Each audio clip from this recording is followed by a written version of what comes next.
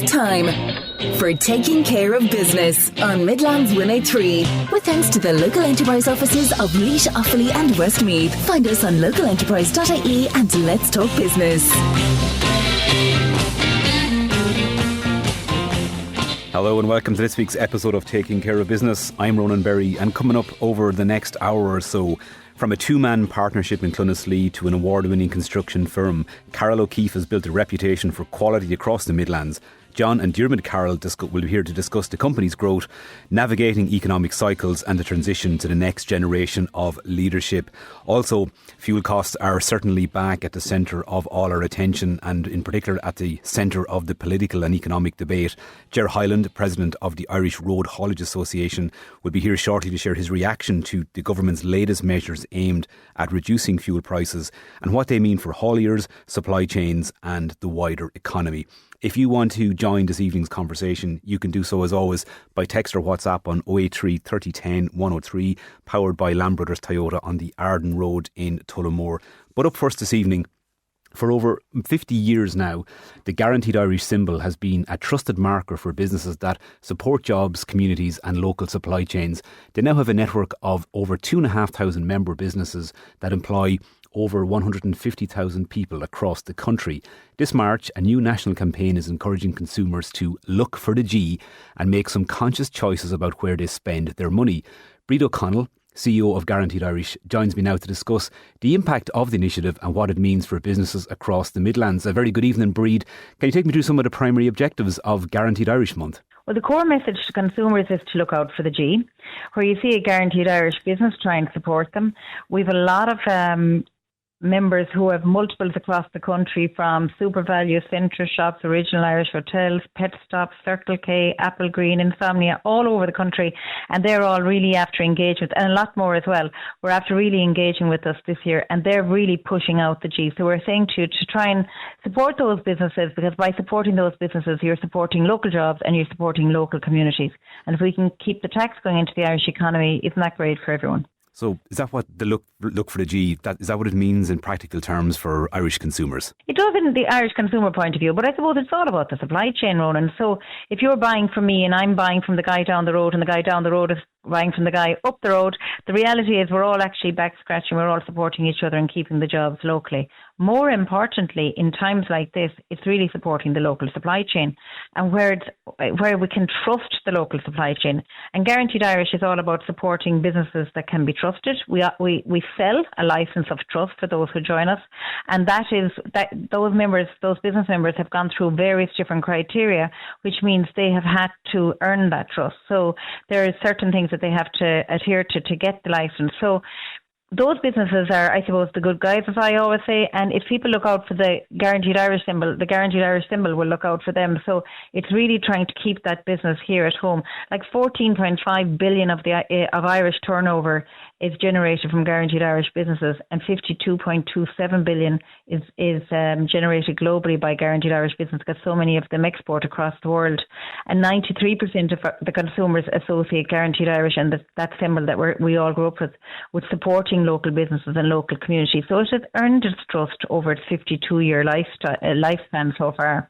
I love how you mentioned that symbol that we all grew up with. I think I definitely first came across it probably on a school copy back in the mid 1980s. I think it's always been around and synonymous, and I suppose clearly those stats you've given as well as the economic benefit, but those that 93% of consumers say that the symbol signals support for local businesses. It clearly does stand for a lot as well. In terms of representation then of your member companies, Midlands reputation, is it on a par maybe with the Dublin or the bigger cities, or are there areas around the country maybe where it's not as visible as you might like it to be? It's not as visible in some parts of Ireland, you're right about that, and it's very, very strong in Dublin, but it's growing in terms of areas of Munster and the Midlands, I'm delighted to say. So companies like G's Gourmet Jam, Black Knight Solutions, which were winners in our recent Guaranteed Irish Business Awards in the technology sector. Then, of course, you have the fabulous company Glynnisk, who everybody knows nationwide, and we've Ziana Healthcare and Certa Ireland, all based in the Midlands. Small little companies like Soft to Skin Health exist as well, along with members, big businesses where you have multiples across the country, but also in the Midlands, like PTSB, Centra, SuperValues, Insomnia. So loads of opportunities to support nationwide. You've Apple Green and Circle K as well, of course, as you're driving through. But the reality is, I suppose businesses based here are doing their best to stay based here. And that's the way we've got to think about it. So if we want to keep our jobs in Ireland, and if we want to keep our economy going, and you say, well, we're gangbusters, we've loads of jobs here, that can change on a dime. And the way things are going in the world, we need to be careful. And I often compare Guaranteed Irish to the RNLI lifeboat. We're great in terms of a crisis. And if you need us, we're there. But hopefully you never do need us. But it's good to have us on the sidelines just in case you do. So it's really important that we continue to support those homegrown and international businesses throughout Ireland who have a base here and support those jobs and communities here. Just as a matter of interest, Ronan, 75% of the members who actually use the Guaranteed Irish symbol either in their communications or on their packaging or digitally have said to us that they find a difference in their bottom line. Sometimes they can't even figure out why, but there is such a desire from the consumer in Ireland to support homegrown businesses. It is not to be underestimated. It is, it carries that symbol of trust, but it also, I suppose, trust has become the new currency. So it's something that we really need to invest in and dial up and dial out if you are licensed members. And I suppose the more people that we tell about it and the more people who know about it, the more people will look out for it and choose it, and that creates greater demand again. It goes around and around in circles. So it's really important that we all push together and try and get that message out, try and support the local Guaranteed Irish business where possible. Yeah, words like trust, provency and even origin, they regularly feature on this show, and you get that sense that consumers are looking more. Again, there's global supply chain challenges yet again around the world, and I think it does make people start to look closer to home as well. But beyond those economic benefits and like those extremely positive statistics you get back from your members, what other benefits would member businesses gain from being members of Guaranteed Irish? Well, I suppose the big benefit is the licence itself. 93% of people join for that reason, and they still say that's why they stay joined, because that is so powerful. So that's number one. So not to dilute that. But what I would say, the other benefits include the network itself, because we have, I suppose, opportunities within our network to make sure that they're all trading with each other and winning new business, because it's a win-win when two of our members trade together and there's business done and won. So that's really good.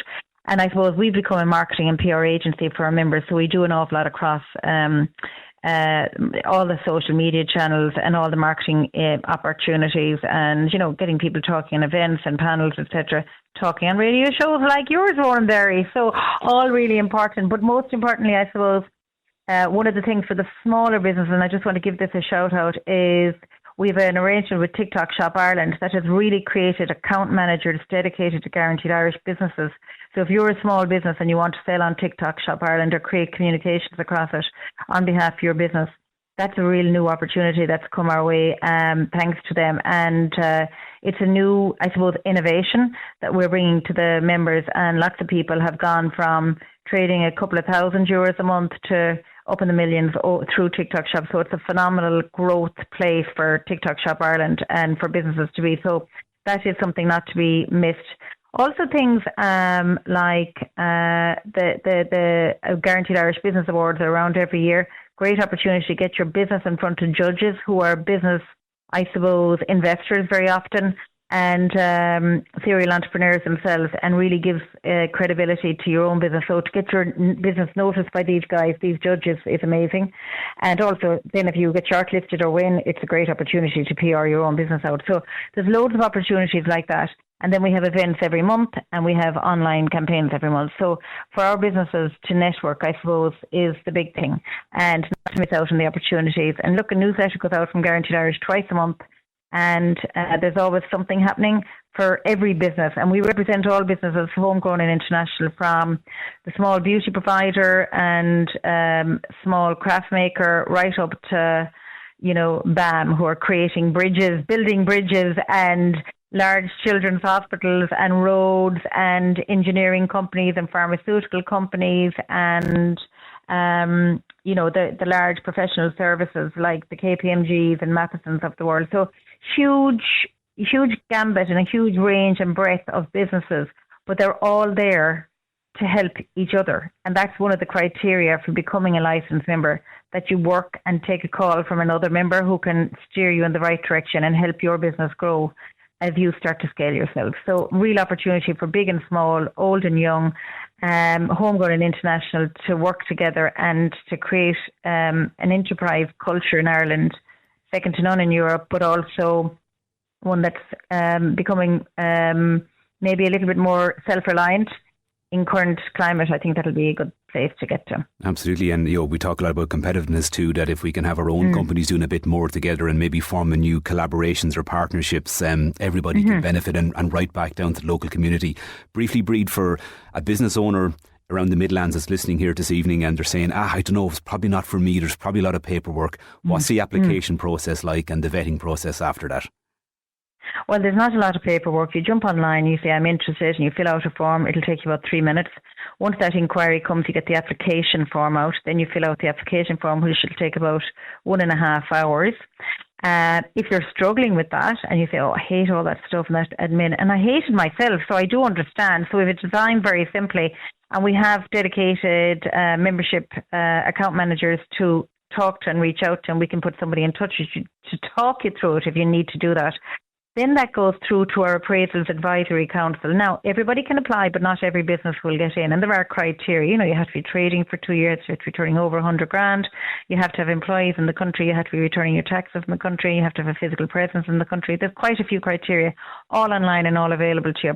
But just to give people a taste of it, and then you go through to that Appraisals Advisory Council and they assess your criteria, our criteria against what you've completed on the form.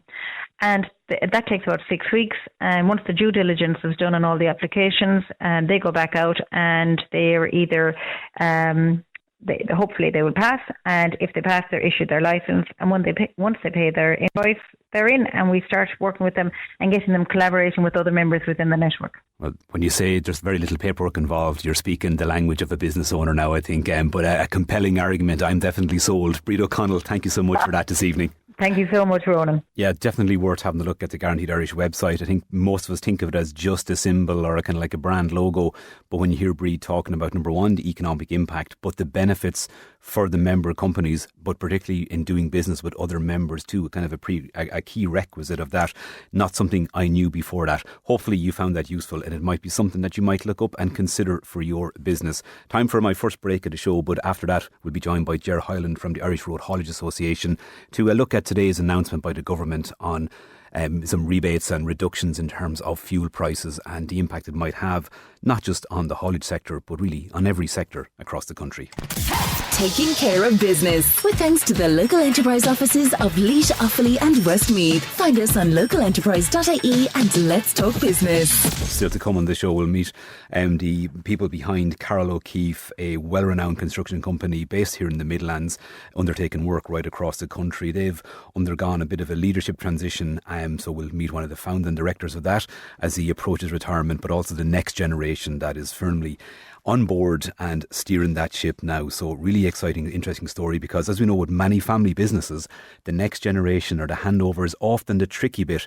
Now we speak of family businesses, the next businessman sitting in front of me, his family business goes back a long, long ways. Is it back to your grandmother, Ger Hyland? Back to my grandparents, yeah. 1933. Fantastic. So are you third generation then? I'm third generation. Which, as anyone listening knows, that's no mean feat in any business. But Ger is here with me this evening in his capacity too, as not just a business owner in the haulage sector, but also as the president of the Irish Road Haulage Association, because we know fuel prices have surged again. You see that passing the pumps every day. There'll be a lot of eyes watching the signs around midnight tonight to see if any price changes come about given today's announcement by the government, but undoubtedly has put huge pressure on households, hauliers and supply chains.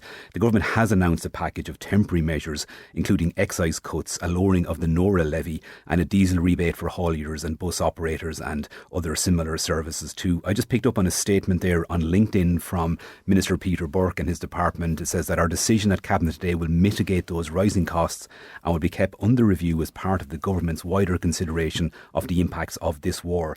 This situation emphasises the importance of energy security and efficiency for Irish businesses and consumers. We must boost our resilience both through reducing our energy use and switching to renewable fuel sources. Ger, does that put hauliers like yourself at ease? It doesn't put us at ease at all, because while we got a small bit of help today from the government, our fuel prices have increased, the same as everybody else's, but our diesel fuel has increased by over 50 cents a litre in 4 weeks now, and closer to 60 cents. So the average truck out there is burning 35 litres to travel 100 kilometres. So we have members of our association today with trucks parked up where they just cannot afford to put diesel in them for the remuneration they're getting for their work at the present time. And, there really is a crisis in the transport industry, not just because of the fuel in the last few weeks, but prior to that, with escalating costs over the last few years coming in on top of our industry, such as carbon taxes, better energy levies, VAT on our fuel, over 60 cents on every euro that we spend on diesel goes back to the government in taxes.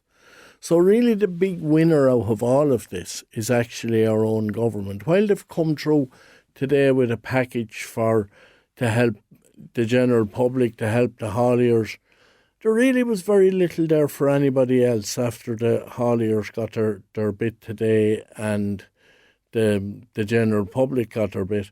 It's nowhere near where we need to be to bring us back to where we were before this Gulf crisis. But it is a help. But it's going to have an effect on every household in Ireland, on every breadbasket in Ireland. And when this is over, and this looks as if it's going to drag on for a while, when this is over, I would be very fearful for some of our transport community who are there for a long time, including my own business. We burn roughly 70,000 litres of fuel a month.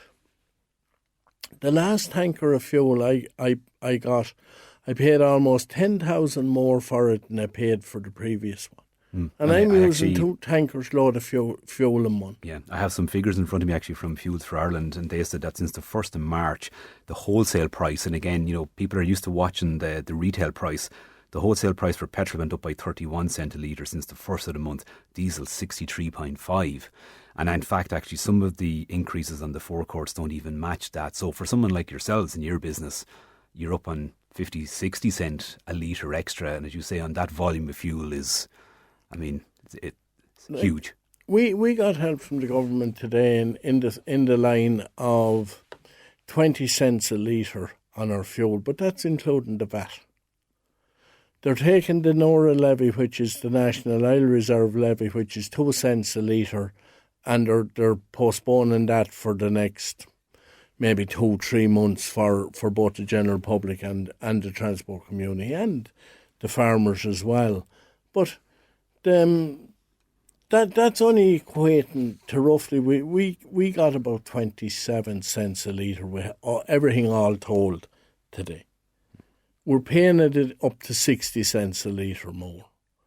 So unless we get support from the people who is employing the haulier and the businesses, hauliers will not be able to continue. Hauliers prior to this was working on somewhere between 3 and 5% of a margin. That's the typical margin. Your local transport company, it's a high turnover, low profit business. Do you find it somewhat ironic that the NORA levy of 2 cent is gone because it's gone for temporarily, but it's about fuel reserves and having a reserve stock in the country, and to fund that, there's a little bit of irony in it. I read out that post that's on the department's website there this evening, and it speaks about the importance of energy security and efficiencies for Irish businesses. Yes. But we've been here before. We were here 3-4 years ago when Russia invaded Ukraine. Well, what have we learned? We've learned very little, because when this crisis started in the Middle East, we all stood and we looked at each other. Government agencies as well. We didn't know where to turn or where to go.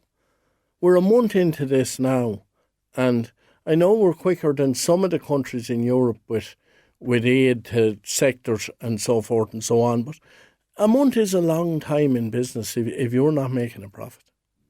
Absolutely. And if you have tanks full of diesel, a lot of hauliers obviously would have bulk storage capacity.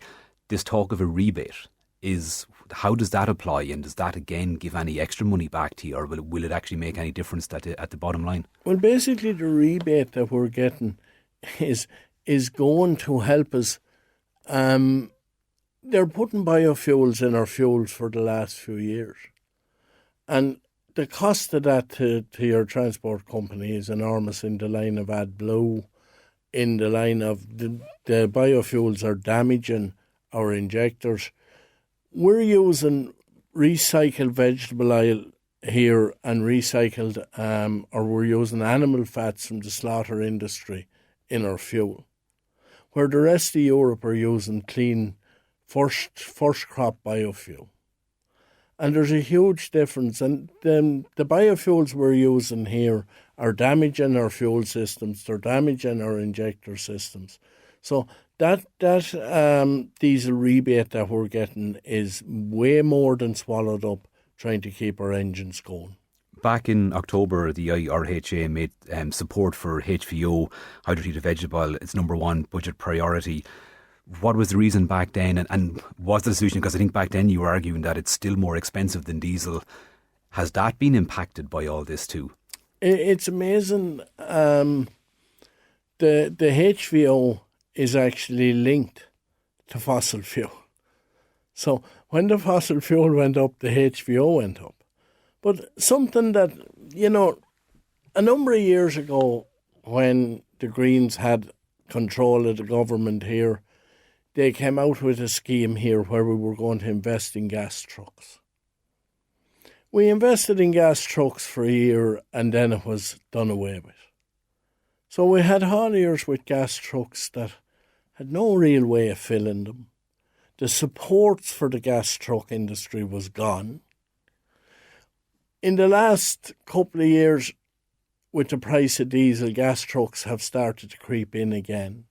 We now have hauliers parking up gas trucks because the gas has actually more than doubled in price since this conflict. Yeah. What was the reaction from your members after this morning's announcement? The reaction from a lot of our members was very happy. I won't say very happy, but they saw that above all industries going, we were the ones who got the most support from the government. It's nowhere near enough, but the government have limited finances at the present time, or so they're telling us, and we got our share of it this morning. But I suppose we have a deal with government that if this escalates any further or gets any more severe, we can go back into government and they will support us again, or so that's what they've told us. Yeah. From a haulier's perspective, when you look at supply chains and service contracts and all that, the point you come in there is important, because if you're going back to customers with long-standing agreements, they're also likely to be facing cost pressures based on maybe raw materials they're buying, and as it compounds and affects every sector, does that make a haulier's job more difficult then? Because ultimately all those price increases you have to push back to your customers, who in turn probably have to push them on to the consumer or other businesses. Well, everything in this country, from the shoes you wear to the cornflakes on your table, everything in between. You look around this office we're in this evening, anything you look at or pick up on that table come on the back of a truck. So it is going to put pressure on businesses, because we can't absorb the costs. We have to pass them on. Businesses is going to have to pass them on. I know that sounds a very simple analogy, but it's not. Every business is under pressure now. And the cost of transport coming in on top of it is going to have a huge inflationary effect on this country. The end of May is the time these initial measures are due to expire. At what point will negotiations restart again, do you think? Because the big question nobody knows, and we had similar with Russia and Ukraine, is when it might stop or when a bit of stability might come. And certainly speaking off record to business people over the last couple of days, that level of uncertainty is a concern for people now. Like we're over 3 weeks in and no sign of anything changing. Well, in our discussion with the Minister for Transport last Thursday morning, when we had our initial meeting with him, we just said to him that, this isn't going to be over in a week or a day, that in 6 months' time, in a year's time, we will still be needing support for our industry, because if the war finished in the Middle East tomorrow morning, or the conflict in the Middle East finished tomorrow morning, it's going to be 6 months or more before we start seeing the benefits here. Certainly we will see a small reduction over time, but it'll take 6 months or a year for this to go back to what we thought was normal. Will there be queues at the petrol stations at midnight, do you think?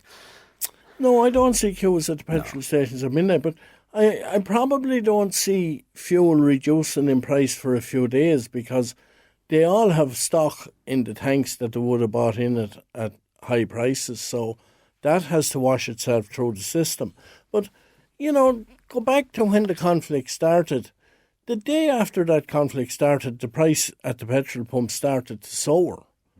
Like, this is all fuel that was in this country at that time. Yeah, and I think a lot of people would absolutely echo that, because they say, right, it's going to take a couple of days on the busier stations for that fuel to wash out and the stuff at the rebated or the reduced cost coming in, but that didn't seem to be the case at the start of all this. And again, these are issues that can be debated and discussed around the clock. But for now, positive, it's a help, but it's far from the end of it. It's far from the end of it, and it's far away from saving a lot of our members. And that is a huge worry, especially for an island nation that we depend 98% of the goods in this country is delivered off a truck. We're an island nation. Anything we export, we send it to Europe, has to be got to the ports on a truck and further afield on a truck. We're talking about renewables here as well.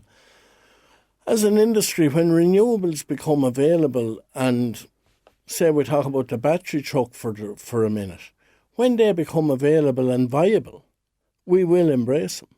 But that, in my view, I think I probably won't see.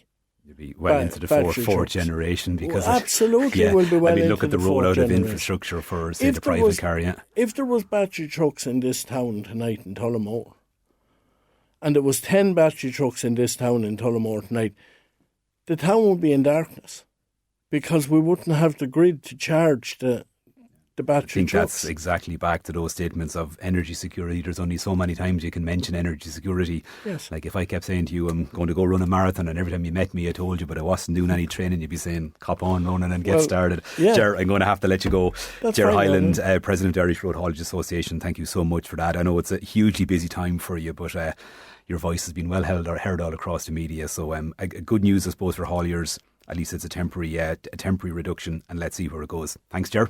Thanks, Ronan. Now, time for a quick break. After that, you're going to meet two of the people behind Carroll O'Keefe, a renowned building and construction company from Taking Care of Business, with thanks to the local enterprise offices of Laois, Offaly and Westmeath. Find us on localenterprise.ie and let's talk business. Well, from building schools and housing developments across the Midlands to delivering award-winning projects nationally, Carroll O'Keefe & Co Limited has grown into a respected name in Irish construction. It was founded in 1988. The company is now entering a new chapter as John Carroll prepares to step back and Diarmaid Carroll takes on a leading role.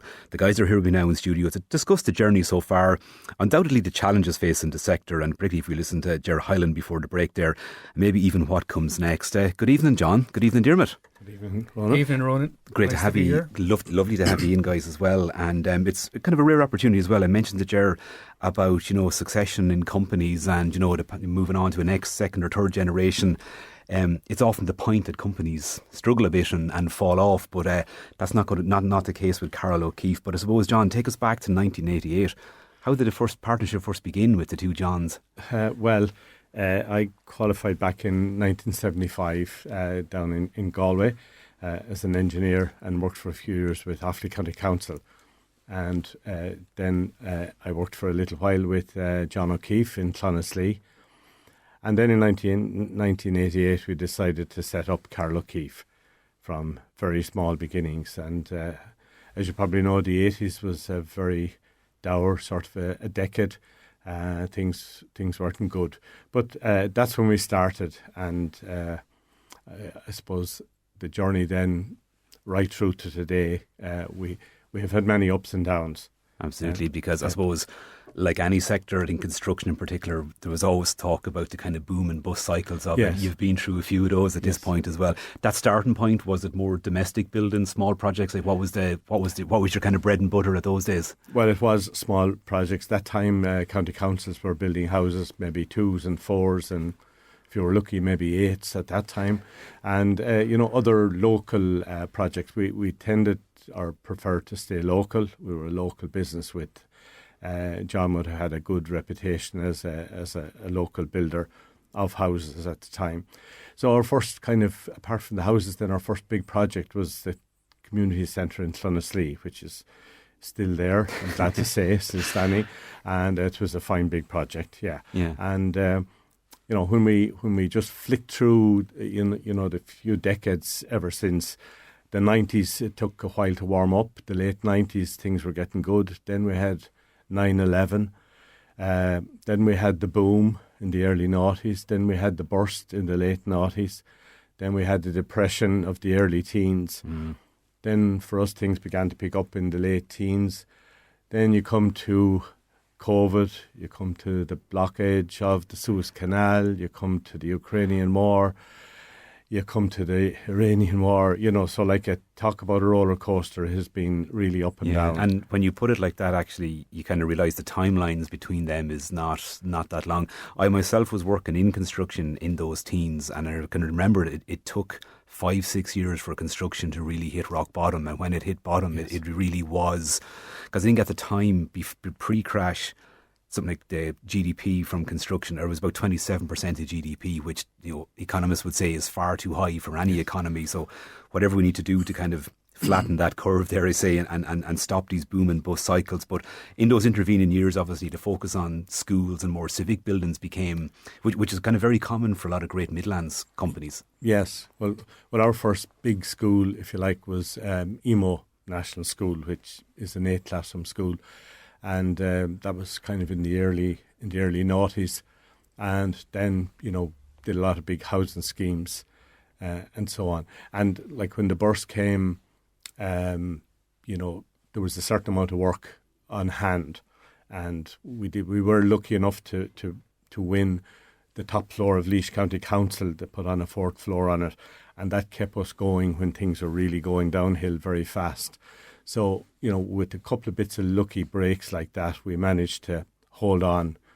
But when I say hold on, when we did get to the bottom, it was a very low point. We had a turnover of maybe 1.5 million, which for the company, the way we were set up, wasn't viable. So, because I was just, even at that stage, tendering for jobs, particularly public jobs, and I know for some companies it was a real bone of contention that the department were bundling school projects together, and it was kind of almost excluding and a lot of the companies that had really grown up building and delivering high quality school buildings and stuff. So when your turnover is down, it certainly doesn't help that situation. Well, in public works, pre-qualification is a big thing now, and it usually is based over the last 5 years. So with the depression and post boom, your work ran out. So when you went to look for a decent job, then you didn't have the backup. The backup was maybe 7 or 10 years old when you did good projects. So that had its own problems. So, but those teens years weren't all doom and gloom, because Diarmaid, that's when you kind of emerge as a new face into the business as well. Yeah, great time to join. Yeah, I suppose definitely came in at the start of something that was going to get a lot bigger. Graduated in 2010 from University of Limerick, went off to the UK for a couple of years, and after the passing of John O'Keefe, John Carroll came over to London to ask me would I give Carroll O'Keefe a go. So I said I'd just get Australia out of my system and I'd be back then. So January 2014, I headed back to Clonaslee to what was our small office with Paula and John. We tried to make a go of it. We secured a social housing scheme with Offaly County Council in Banagher. It was the first A-grade social scheme, I suppose, ever built in Offaly, which I'm kind of proud of. So we started there. We took a strategic move to joint venture with Killeen Civil Engineering for a 2-school bundle as well. So that got us over the line with the pre-qualification, and that was the start of something that, you know, that we can look back and see a kind of a tangible business model now. So we're kind of very lucky to have secured that work, and that was Ballyroan and Sculwera inside here in Tullamore. Yeah, it's wonderful to hear you name so many standout local projects, you know, in towns around Laois, Offaly and Westmeath as well, and really buildings that people are very proud of. And I pass Sculwera pretty much a couple of times every day too.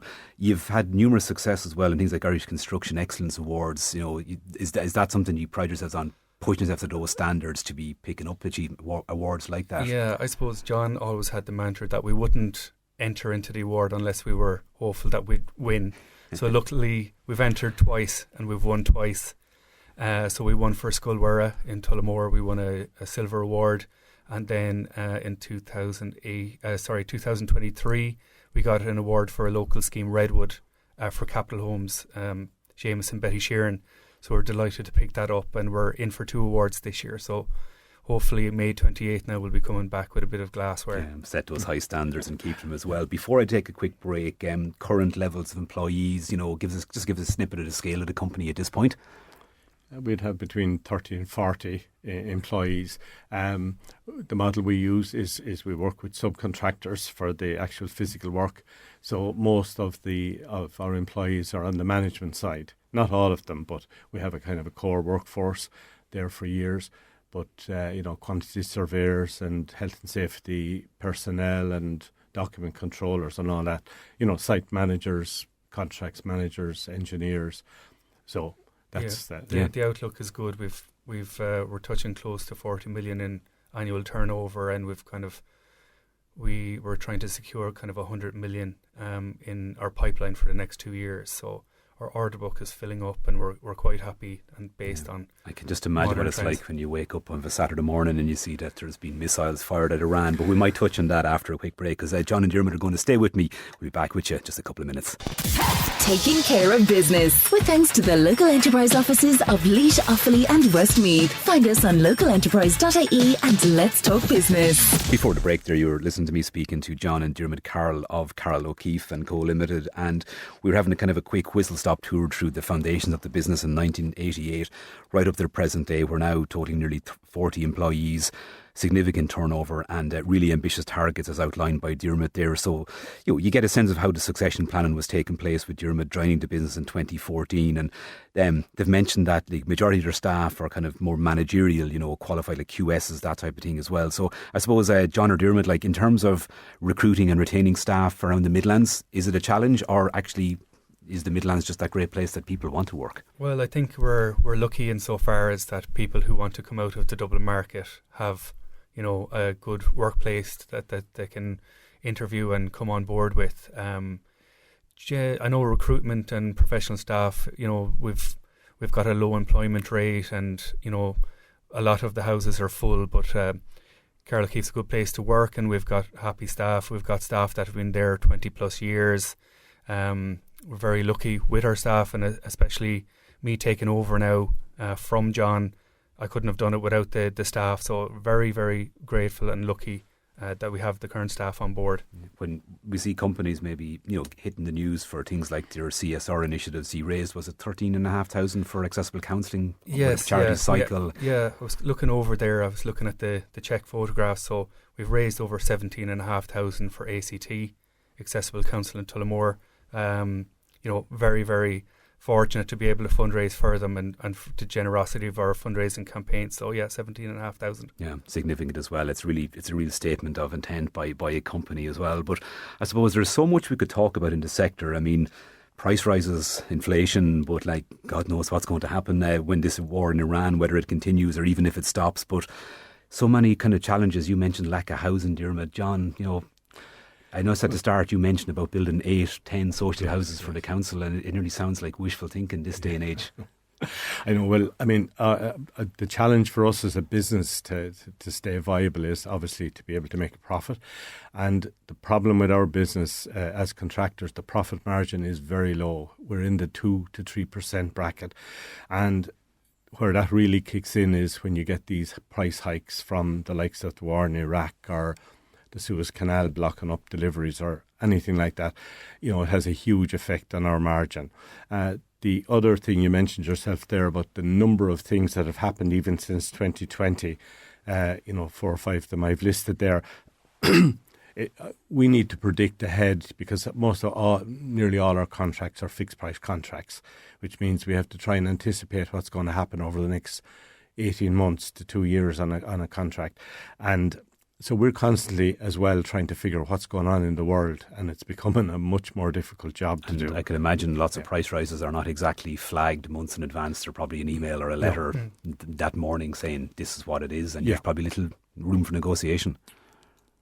Yeah. We do use our best endeavours to speak to suppliers and try and hold a price, but, that's okay. But in 22, when prices went absolutely through the roof, everybody was in trouble. I suppose what's interesting to get your perspective on is, I suppose, the materials, the methods of construction from 1988 versus now. Oh, yes. Extremely complex and lots of different materials to work with. Is that an additional challenge, and is it maybe gone a little overboard? Well, no, the world is a funny place, when you look at the fantastic buildings that were built years ago, but there was a different model then. Excuse me, you had a lot of tradesmen, and, the builders were few and far between, but there was huge amount of tradesmen. But then as time went on, that model changed. Good tradesmen went off and became subcontractors, and and builders became more and smaller, if you like. So that model has changed. So modern methods of construction is the big buzzword now, and that's because speed is of the essence.